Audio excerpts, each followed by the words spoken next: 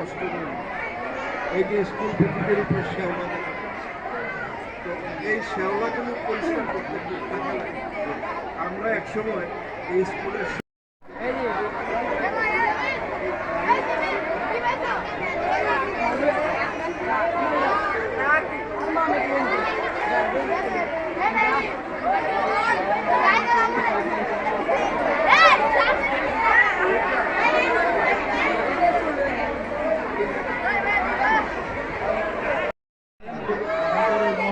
ভাব এই একটু আসতে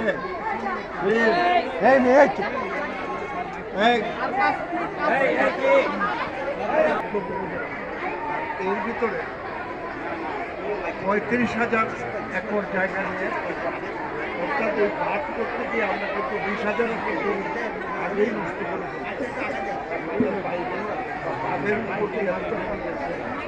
নষ্ট হয়ে গেছে।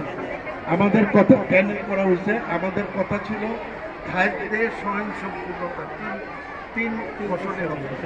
এখন দেখেন এই বাঁধের ভিতরে মানে নির্বিচারে বাড়ি করে।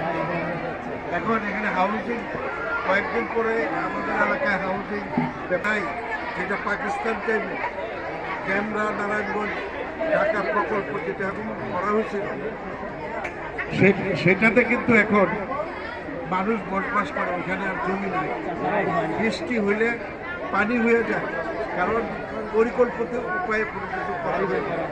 তাহলে আমরা 150 কোটি টাকা খরচ করে এই যে মেঘনা দরাবোদা বাঁধ, এবং প্রতি বছর এই মেঘনা দরাবোদা বাঁধে আমরা 30 কোটি টাকা করে দিচ্ছি।